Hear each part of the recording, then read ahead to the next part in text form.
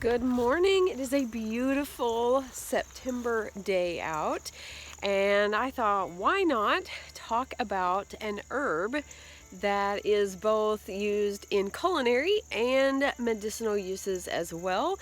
It's a very familiar herb, and I actually have some growing in the garden, and I have a different variety growing up by the house. So we're going to go check those out, and we're going to talk about what we can do with them today.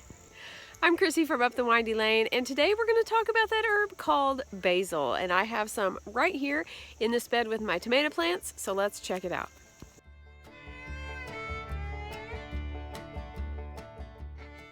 So if you see the little purple spots down in there, that is purple basil. This is not really a great spot that I put it. It's not getting as much sun as probably what it needs, but it is growing. These are seeds that I did save from my previous basil plant from last year.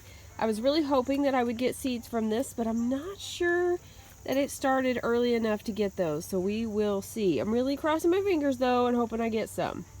So I've got one of Rosemary Gladstar's books out here with me. I love her books. If you need herbal books, if you're curious, then definitely look her up. I will always start by getting them from the library, see if I like them, and then if I really think I'm going to use it a lot, I will purchase it, usually used off of Amazon or something like that. But she talks about basil having over 150 different varieties. I actually have two here. I have the purple basil and then the Tulsi basil, which is the holy basil that I recently just got from an event that my youngest daughter and I went to, and they were selling those plants, and it has a lot of medicinal benefits as well, some different than just like the sweet basil that I have here. So the basil found in your kitchen is usually sweet basil, and it is actually Ocimum basilicum, if I said that right. The ocimum derives from the ancient Greek word called smell, and it is the species name, which is basilicum, actually comes from Greek origin as well, which means kingly or royal herb. They used to make salves out of basil and and they was prepared for royalty, so that's pretty cool. So I guess you could say, she says, us common folk have enjoyed it and in the kitchen and the apothecary, so that's what we're going to talk about today. This sweet basil for me is an annual. I would say most of you it is an annual, unless you live somewhere that's warm all year round, and then you could grow basil all year round. But I do have to grow it in the warmer months, hoping that it will produce some seeds that I can save. And then I will have some for next year, but it does grow. It comes up pretty quickly, and it grows, and it smells amazing if you've ever had basil growing or ever bought it fresh. You can direct sow this after the soil reaches about 50 degrees. So I did get mine in too late. I actually planted some and it didn't seem to come up, so I planted more and it has came up, but it was a little bit later. I think I have a hummingbird humming above me. That's what I just heard. You can sow them inside in flats. That's probably what I will do next year if I get some seeds, just to make sure that it actually comes up, and I will put it in a more sunny spot so it will come up better. But it does say to put them about 6 to 8 inches apart whenever you plant them. But the secret to bushy basil is to actually pinch part of them off. Now when it starts flowering, if you're not ready for those seeds, you can pinch those off. It will keep the plant producing. And then if you look on the plant, let me see if I can show you. Okay, so let me see if I can show you. If you see that middle right there is where I pinched it off, and then these two will grow up, and now they're going to grow and kind of take over, and that causes the plant to be a little bit bushier. So you can do that with your plants when they get up so big and they start putting out those two on the sides. Once they have established well, you just pinch that top off. Of course, I can smell it where I've touched. It smells amazing. And so you can pinch those off. Of course, use those, you're picking and you're producing a bushier plant, so you can do that and keep doing that, and then it will just bush out and not get like spindly or whatever. So that is one thing you can do with your basil plant. You also want to keep them well fertilized. Put them in somewhere that is going to be have good soil. You can use fish emulsion or manure tea. Now I do use fish emulsion. I do not use manure tea as much. I probably should, because Annabelle puts off plenty of manure. But you do want to pinch off the flowers, like I said. You don't want the plants to get leggy, and that way they will bush out. and you will have them for quite a while. Now she says that 6 to 8 plants should provide you with fresh basil throughout the season, and enough for like pestos or vinegars to get you through the winter. The medicinal uses for basil are principally for the digestive and nervous system. So they ease, this plant will ease gas, it will ease stomach cramping, preventing or relieving nausea and vomiting. It is also a mild sedative, which I did not know. It has been found to be helpful like nervous irritability or fatigue, depression, anxiety, insomnia, and such. It has antibacterial properties, which is awesome. I love herbs because they don't just usually have one property. You can mix and match, and you can use them for more than one thing. And that is what is so great about this creation God has given us all these medicinal plants and just wonderful things that taste good as well. You can make a poultice of fresh leaves. It will actually relieve itching and pain of insect bites. So that's pretty cool. I love the purple basil variety. It just seems to grow really well for me. You can see it coming up all in there where I just kind of sprinkled the seed, but it's really great to make poultices out of, and basically you can just pull some off, chew them up, mash them, and put them on the spot. I mean, if you want to do that, if you don't really have time to make something. Now another thing you can do with basil, as well as make a poultice or a poultice, you can dry it. I'm sorry, I'm right here by these tomato plants, and I can see like there's like worm poop. So I know I got some critters on here. Okay, but I gotta focus. We gotta get back to what I'm actually doing this video on, not tomato plants. So you can actually make tea with this as well. Now you may want to add some things to it. She suggests adding lemon balm and chamomile or lavender flower and making like a stress or headache tea. So that would be an option for you as well to make that. You can freeze dry this, you can dry it, you can use it fresh, you can use it in cooking. You can make pesto, which is really cool. That was my plan this year, but my plants did not do as well as what I was hoping they would do. So we still have plenty of, we still have some warm weather, I guess you could say. We are into the first week of September, but I think we're still going to have some hot weather coming up. So I'm hoping that maybe this will produce some more. I need to probably just keep picking it off and saving it. And then I could maybe make a little bit of pesto, but she does make a medicinal basil pesto. And so this does just have like normal ingredients in it, like I guess normal pesto, but it does have garlic, olive oil, the cilantro, the basil leaves. She puts dandelion leaves in this one, and pine nuts and Parmesan cheese, because this would actually help with heavy metal toxicity and help it be removed from the body. Now you don't have to add the dandelion greens and such in it, but that is part of the detoxing, another detoxing herb.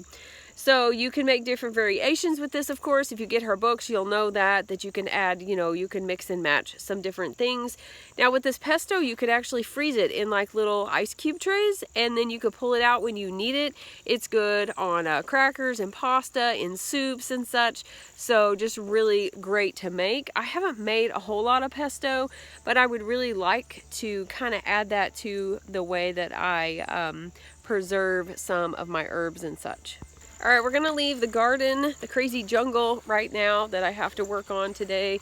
And we're gonna go down here towards the little herb patch that I have started, which is kind of overflowing and really kind of taking over on part of it. I did not think this through so well, and you'll see why, because it's all eventually probably just gonna run in together. So you can tell the lemongrass is quite big. The pineapple sage is pretty good size. And then this right here is actually holy basil or Tulsi. Now you can see that this has went to seed, and I probably should have pulled those off, but this will go to seed and we'll just drop those right down there, and that way it will come back up right here. Now holy basil has a different Latin name, Ocimum sanctum, and it is commonly called holy basil or Tulsi. So if you hear Tulsi or holy basil, you know that you're talking about this specific plant. You're not talking about sweet basil. They do have a little bit of different properties to them. Used in India, widely practiced in the healing system, and it is believed that the daily use of this herb is believed to help maintain the balance of the body. So bring out the Tulsi, huh? Holy basil and sweet basil share similar medicinal qualities and are often classified together, but they do have some different properties as well. So holy basil is an excellent adaptogenic tonic herb, and that helps restore vitality and vigor. Now, sweet basil may have these qualities as well, but it more specifically addresses imbalances and illnesses. So you might say that it is more medicinal and specific in its action. You can use one in place of the other, but as you use them, you'll discover their differences. So she says she generally chooses sweet basil for treating headaches and digestive disturbances, and holy basil for like restoring the vitality or vigor, renewing your your energy, how you're feeling. So you can make tinctures, of course, with these. You can also do vinegars with these, but the holy basil tincture, she says that for a stronger medicine you want to use fresh holy basil. So like I could pull some of this off, which I won't this year because it's not a very big plant. But I could, well, actually towards the end of the season, I guess I will, because it's going to die back anyways. So I might as well use it, huh? To make the tincture, you're just going to follow like regular tincture. You're going to put your fresh matter that's clean into your jar. You're going to fill it up, in this case, with 80 proof alcohol instead of the vinegar. If you're going to make a vinegar, I would usually use dried herbs, because of the water content in the herbs can cause it to mold or go bad in the vinegar. But if you're using this vinegar, if you're wanting to make a vinegar and you're using it for medicinal reasons, then you definitely want to use apple cider vinegar, the organic with the mother in there. If you're just going to use it, she says, for culinary uses, you can use white vinegar. It's totally up to you. But you just want to kind of do it the same way you would with a tincture.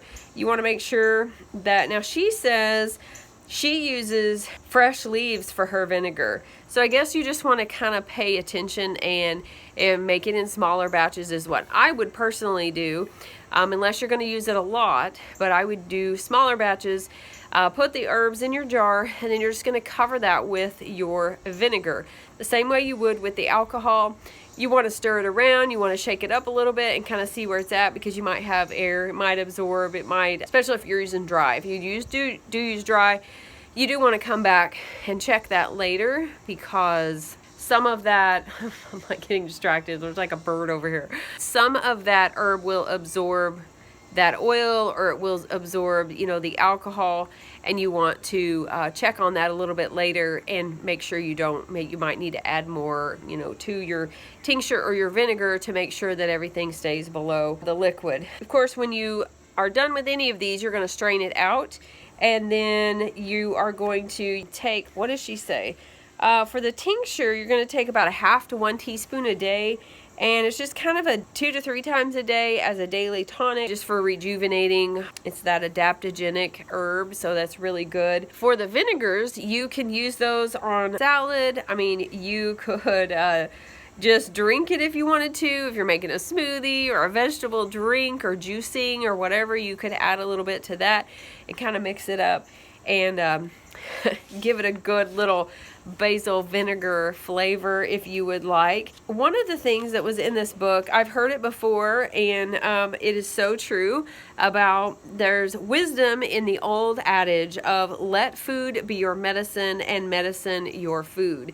And that's really true, because that's why a lot of people have issues, why I had issues before, is the food I was eating and not paying attention to that. Our bodies are made to eat the food that God has provided in the way that He provided it, and we definitely need to use it as it was planned to be used. He's given us all these wonderful plants, all these herbs to use for different things. Some of these we can just cook with and we can use every single day, and it helps us. And so I think it's really great to learn about these. And I think a lot of you are getting back to that. I feel like I am as well, kind of getting back to what people knew before. We kind of lost that, and now we're getting back to that. So I hope you enjoyed this video on basil, this culinary herb that you probably have in your kitchen. If you have some dried, try using it. Try making a little tincture bottle or a little vinegar bottle or whatever it might be that you have. You can always find ways to be frugal and try things out, which is what I love to do. Be sure to like and subscribe, and don't forget to be lovely lights today.